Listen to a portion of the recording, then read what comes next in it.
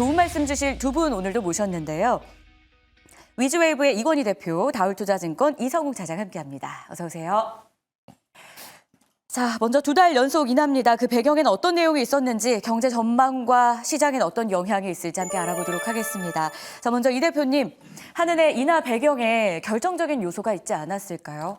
하나씩 정리해 보겠습니다. 결정적인 거는 최근에 이제 IMF가 우리나라 기준금리를 좀 인하라고 권고를 좀 했고요. 네. 그 이유 중에 하나가 이제 내수가 굉장히 안 좋다라는 부분. 근데 펀더멘탈은 뭐 이제 무역 수지도 아직까지는 흑자 기조고, 그다음에 여러 가지 펀더멘탈 자체가 인하를 해도 큰 충격이 없을 거다라는 그런 이제 좋은 내용이었습니다. 근데 이제 우려 때문에 경기가 더 나빠지기 전에 인하하는 게 맞다라고 지금 권고를 했었는데.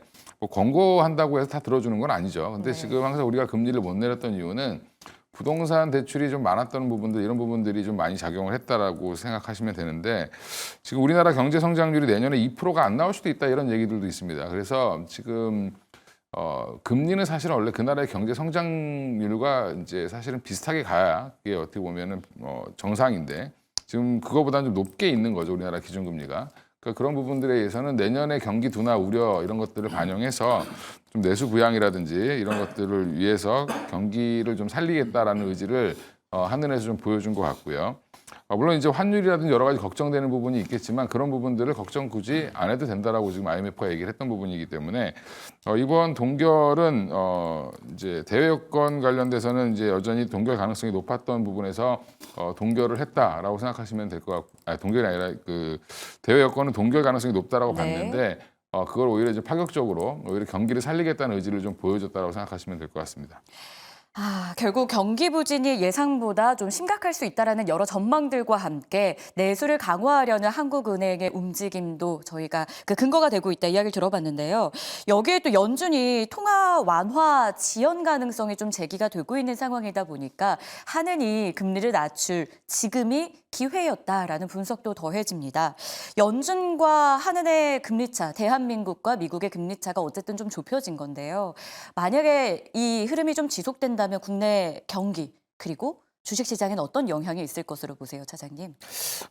우선은 뭐 금리 차나 이런 부분보다도 지금 우리나라 내적인 그런 부분에 있어서 이제 선제 조치하는 걸로 좀 생각이 좀 되고 있고요. 네.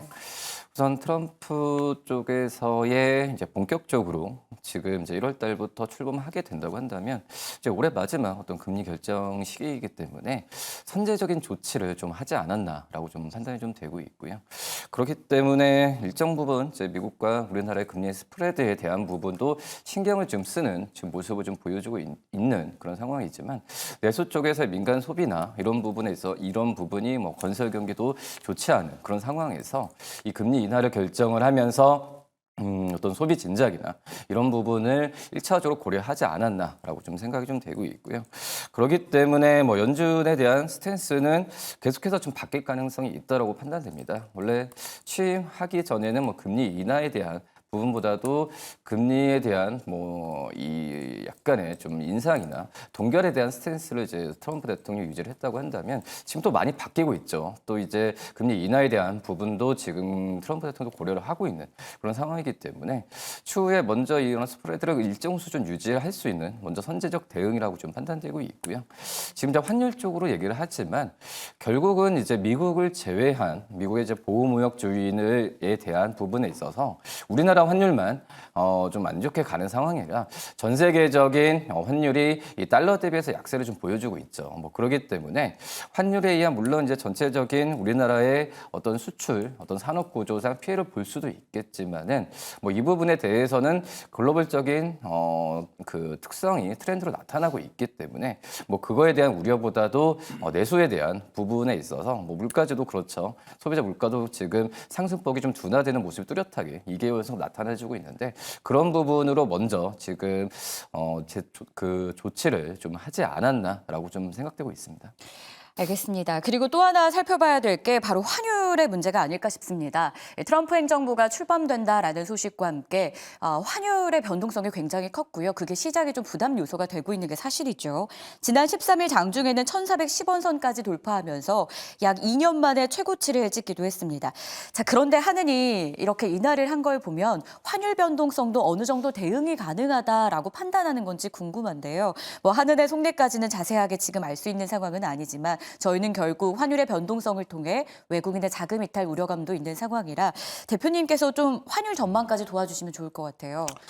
환율은 지금 전반적으로 이제 달러만 강한 시대죠. 지금 현재 달러가 강하고 지금 오히려 이제 유로화라든지 엔화는 여전히 약세 기조를 가고 있기 때문에 주요 통화들이 달러 빼고는 다 약세입니다. 네. 그래서 우리나라도 같이 약세로 가고 있고요.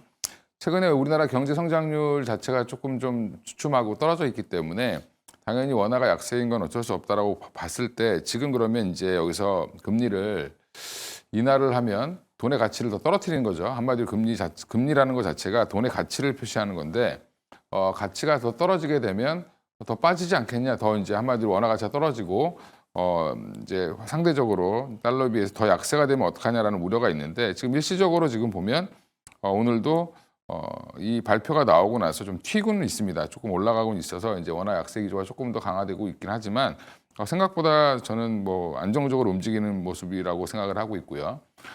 지금 이제 이것보다는 환율 자체가 1,400원을 뚫느냐 마느냐 이거보다 어떻게 하면은 지금 펀더멘탈을 좀 잘 추켜 세울 수 있을까? 경기를 살리는 게 사실은 더 중요하다고 봤을 때는 지금 1,400원을 만약에 일시적으로 돌파한다 하더라도 그거는 이제 이미 감내할 수 있을 영역이라고 보시면 되고요.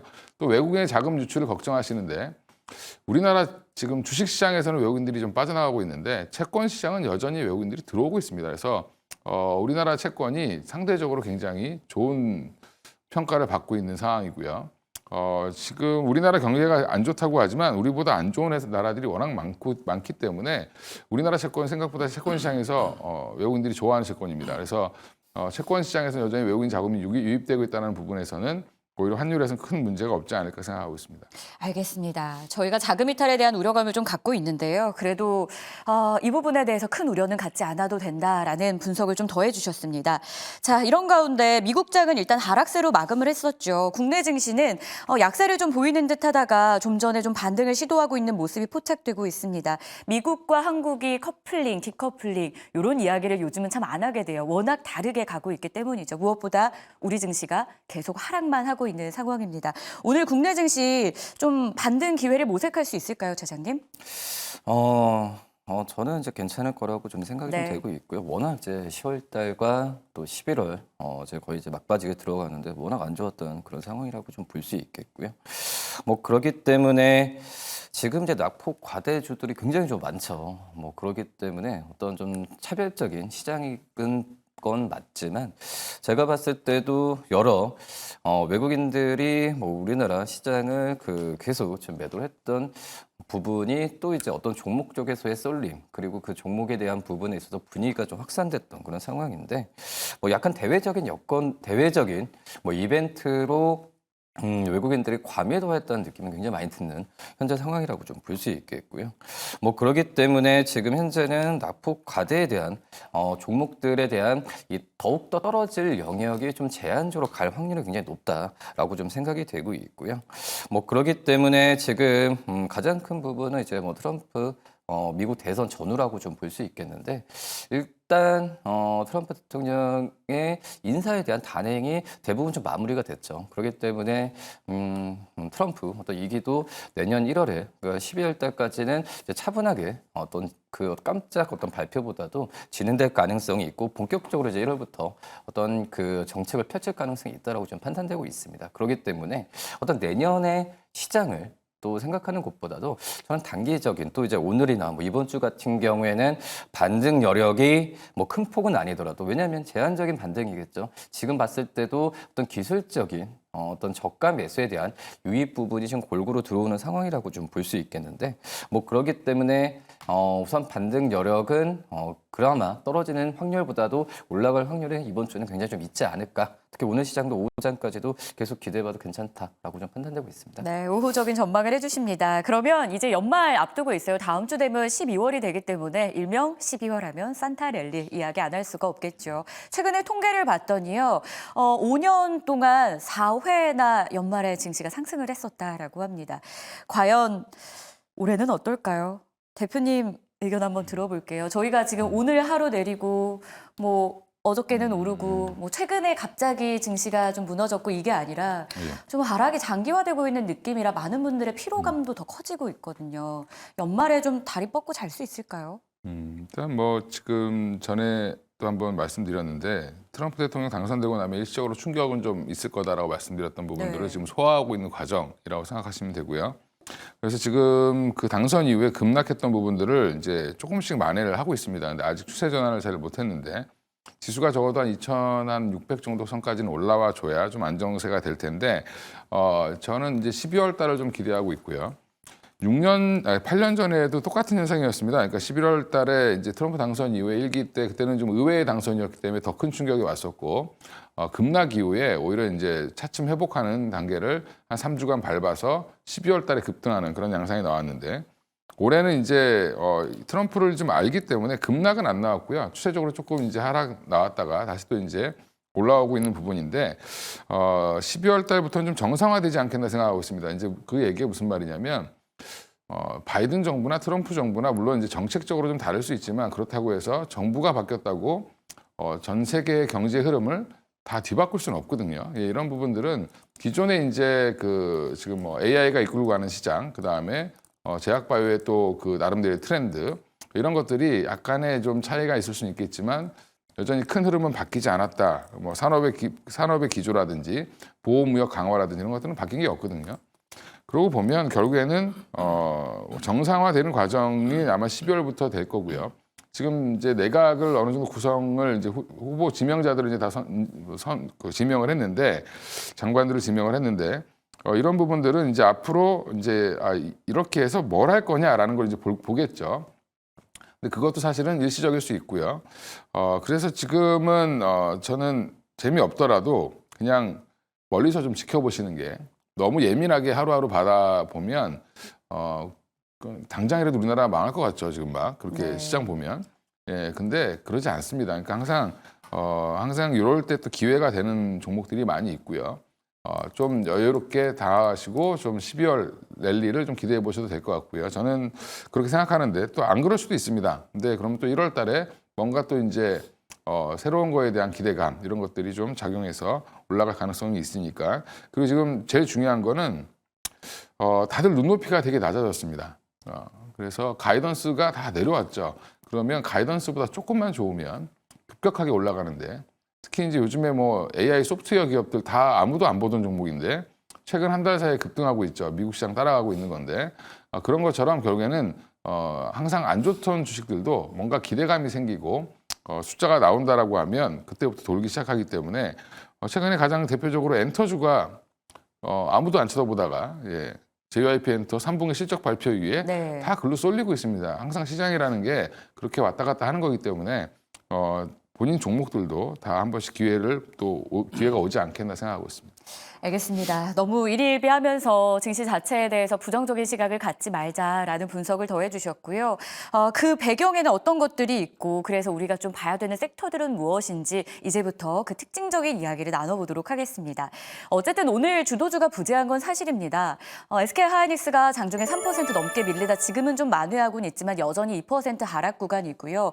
그래도 다행인 건 제약바이오가 상승하고 있다는 부분이겠죠. 탄력이 가장 좋은 제약바이오 안에서도 섹터는요, 세포치료 관련한 종목들이 저력을 보여주고 있고 일부 진단키트 관련주 오르고요. 무엇보다 시총 상위단에서 코스피에선 삼성바이오로직스, 셀트리온의 강세 3에서 4% 연출되고요.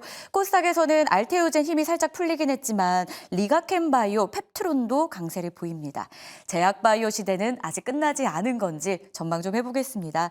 사장님, 제약바이오 고점 대비 조정이 좀 나왔던 요즘이었는데요. 하지만 개별 기업들의 재료만 놓고 보면 트럼프 관련한 종목들을 제외하고 이처럼 재료가 꾸준히 나오는 섹터도 없다는 생각이 드는 쪽이 제 바인 것 같아요. 다시 한번 좀 반등을 보여주고 있는데 어떻게 좀 믿어봐도 되는 제약 바이오일까요? 아직 안 끝났을까요?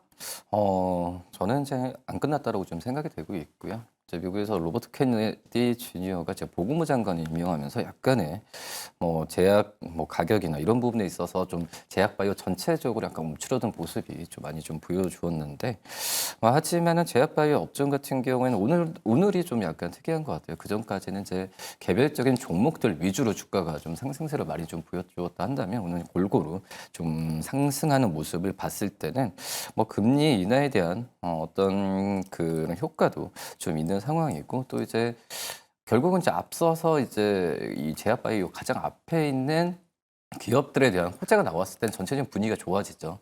특히 이제 셀트리온 같은 경우에도 이 다발 골수증 바이오시밀러에 대해서 유럽에 대한 3상에 대한 신청에 대한 얘기가 좀 나와주고 있는 상황이고 그러면서 이제 바이오시밀러에 대한 또 관심도 높아지는 그런 구조로 가고 있기 때문에 제약 바이오 업종이 오늘 전체적인 모습을 좀 보여주고 있는 그런 상황이고요.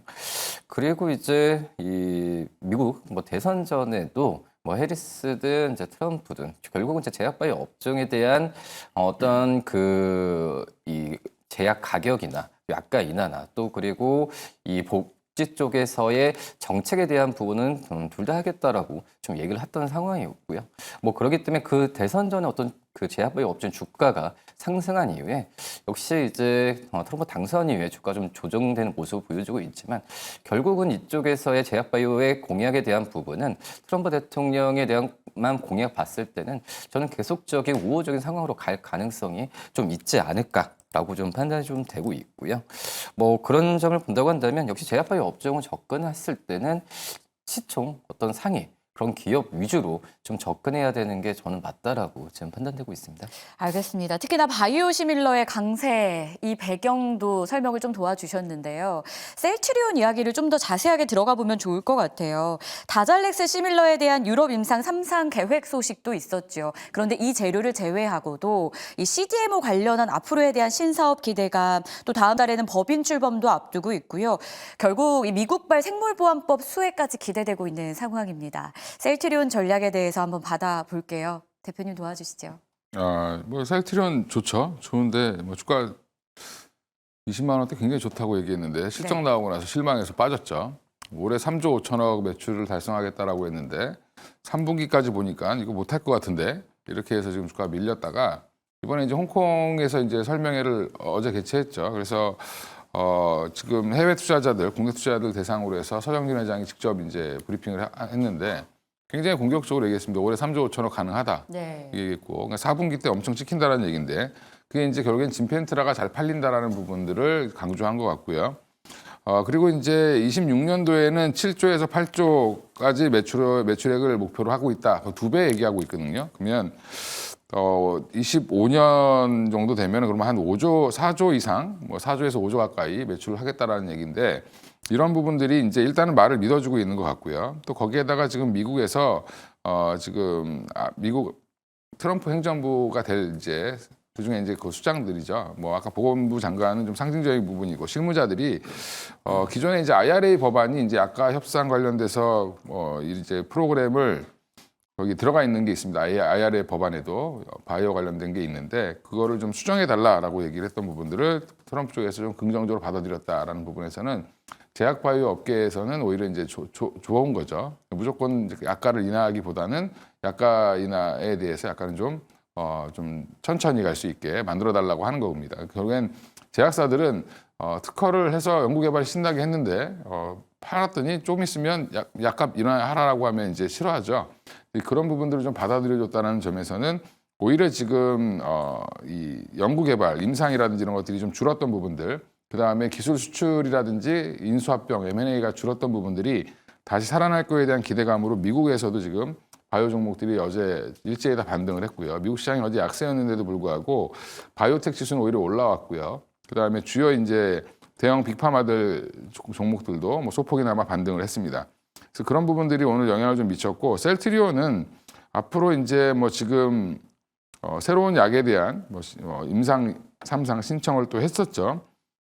다잘렉스 했다라고 지금 얘기가 나왔는데 이거보다는 지금 시장은 이거는 이제 임상 3상에서 통과하려면 또 시간 오래 걸리죠. 근데 진펜트라 판매가 얼마나 빨리 되느냐. 지금 셀트리온 보는 거는 다 그거 보고 있는 겁니다. 셀트리온은 더 이상 신약 개발 회사가 아니라 지금 시밀러를 얼마나 잘 파느냐가 굉장히 중요한 회사거든요.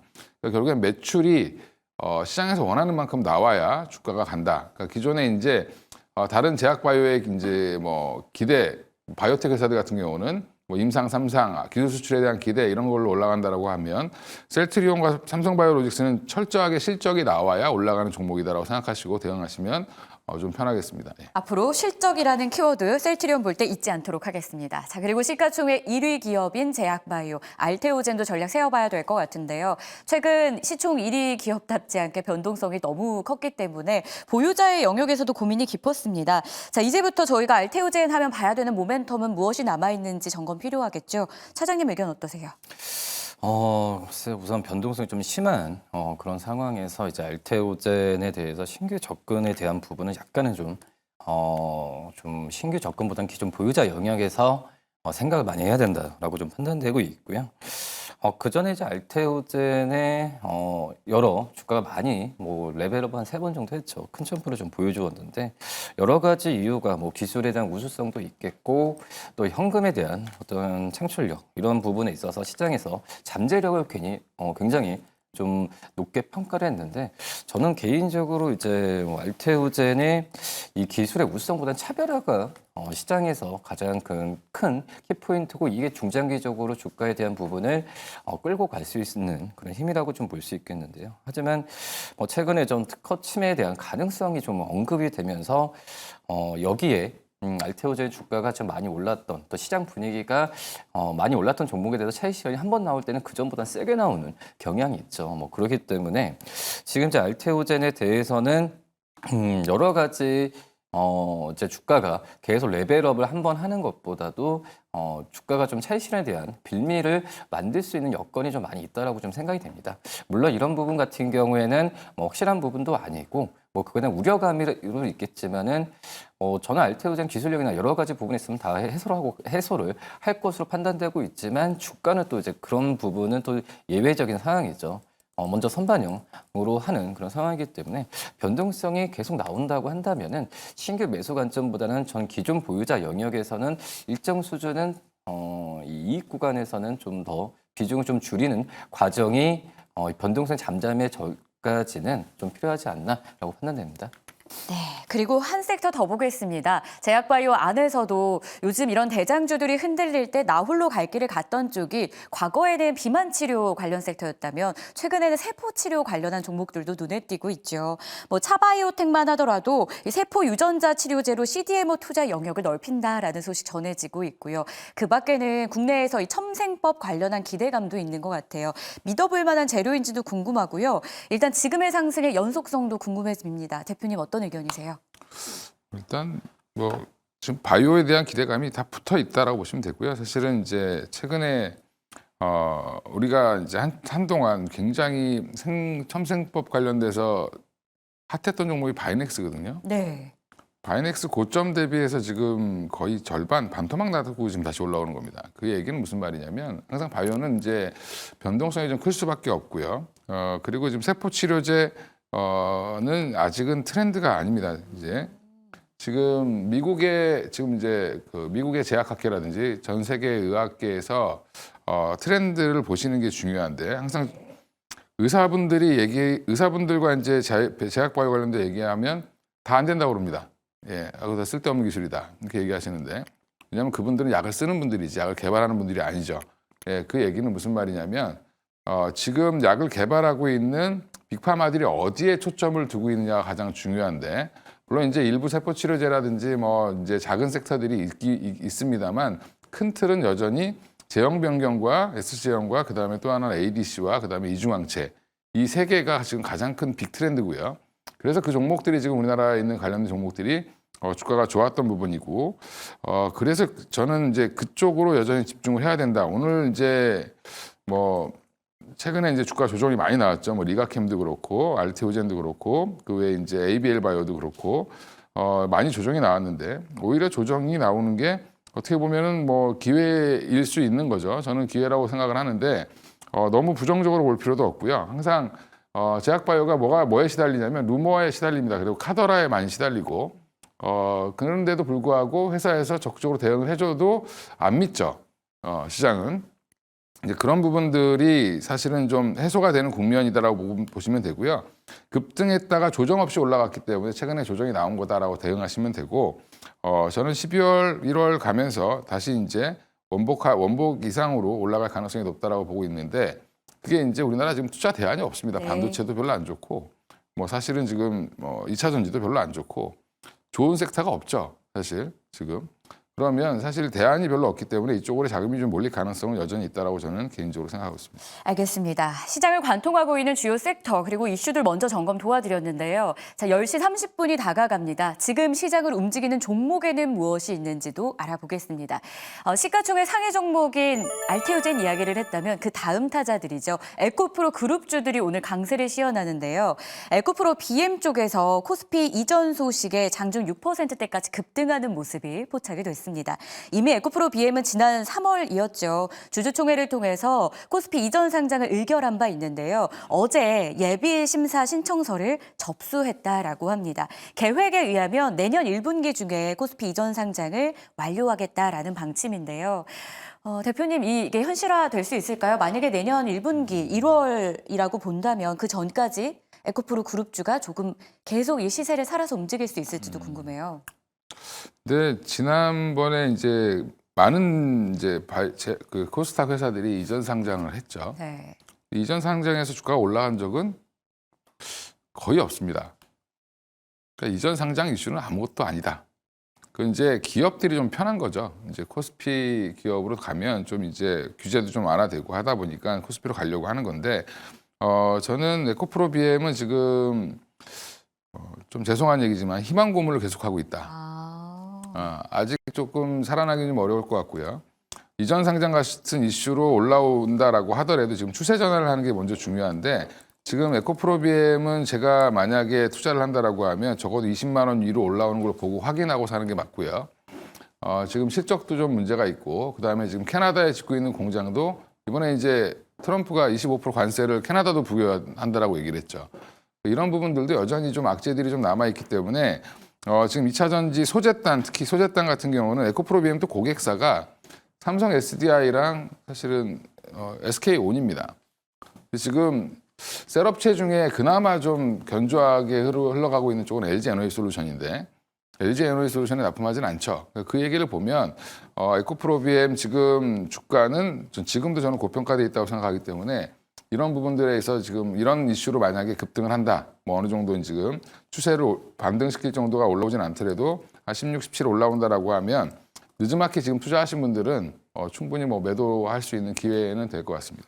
알겠습니다. 두 번째 종목 바로 가보죠. CJ E&M의 강세 그리고 앞으로에 대한 투자 전략입니다. 오늘 나온 뉴스에 따르면 티빙과 웨이브의 합병 본격화 소식이 전해지고 있는데요.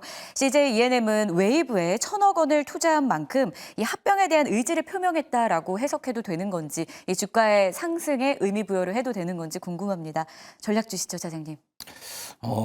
우선 뭐 진짜 E&M 오늘 실적을 본다고 하더라도 정말 이제 자회사 쪽에서의 좀 어려움이 굉장히 좀 많은 상황이라고 좀 볼 수 있겠는데, 뭐 그런 점을 본다고 한다면 뭐 스튜디오 드론도 그렇고 지금 다른 어떤 방송 뭐 채널 쪽으로 본다고 하더라도 실적에 대한 부분이 폭발적으로 늘어날 수 있는 그런 돌파구가 많이 없죠. 그리고 여러 가지 좀 사업에 또 이제 합병이나 이런 부분에 손을 대고 있는 그런 상황인데, 하지만 이제 뭐 티빙이나 웨이브 쪽에서의 매출이나 어떤 가입자 수 같은 경우는 지금 증가하는 폭이 눈에 띄고 있는 상황에서 이쪽에서의 드라이브를 걸 확률이 굉장히 좀 높다. 그러기 때문에 그 전에 좀 이 시대 E&M에 대한 그런 좀 그 분위기, 또 이제 어떤 이미지나 이런 부분을 탈피하는 과정에서 주가가 저는 좀 오늘 올라가지 않나라고 좀 생각이 되고 있고요. 특히 이제 여러 가지 뭐 이 TV나 웨이브뿐만 아니라 이 메타나 여러 가지 활용한 이 사업에 대한 부분을 투자를 많이 하고 있는 게 바로 이제 CJ E&M이라고 볼 수 있겠습니다. 그렇기 때문에 단순 어떤 컨텐츠로 승부를 보는 그런 매출을 이어가는 그런 구조로 이제 끊겠다라는 의지가 저는 굉장히 좀 강하다라고 좀 볼 수 있겠는데, 뭐 그만큼 이제 올해 이 티빙인의 매출의 상승세를 여러 가지 면에서 봤을 때는 이 CJ ENM의 오늘 주가에 대한 부분은 기대감이 지금 많이 모여지면서 갈 가능성이 있다라고 좀 생각이 되고 있고요. 그렇기 때문에 모르죠. 어떤 티빙 쪽에서나 여러 이 컨텐츠에 대한 매출 부분이 계속 이어질지는 모르겠지만 지금 현재 상황에서는 과대 낙폭에 의한 이 기대감이 점점 모아지는 부분이라고 판단되고 있고요. 이 상황은 저는 이번 주는 계속 이어질 가능성이 있지 않을까 판단됩니다. 좋습니다. 마지막으로 현대차 주가 점검도 해보겠습니다. 주주가치 제고를 위해서 1조 원 가량의 자사주 매입 소식을 전했는데 보시다시피 주가는 소폭 상승에 그치고 있습니다. 대표님, 삼성전자 자사주 매입 소식 주가 상승한 것과는 또 상반된 흐름이잖아요. 네. 현대차 강하게 오르지 못하는 배경에 어떤 게 있습니까? 일단 현대차는 지금 걱정이 이제 관세를 얼마나 받느냐 이게 가장 큰 걱정이고요. 일부에서는 현대차가 현지 공장 있는데 뭐 걱정이야 이렇게 얘기하시는데 현지 공장으로 다 안 되고요.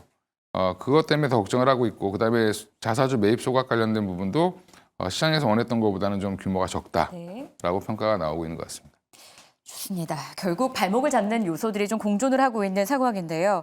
자, 이렇게 해서 저희가 30분 동안 시장을 관통하는 주제와 종목들 빠르게 정리를 도와드렸습니다. 그런데 또 체크해야 될 부분은 수급의 향방이겠죠. 어쨌든 한국은행에서 금리를 인하하겠다라고 나선 상황에서 우리가 또 환율의 동향도 주목하고 있고 그에 따른 외국인의 자금 방향도 지켜봐야 될 것 같습니다. 과연 오늘 장에서 외국인과 기관의 선택은 어디로 향했을지 수급의 참견으로 알아보겠습니다.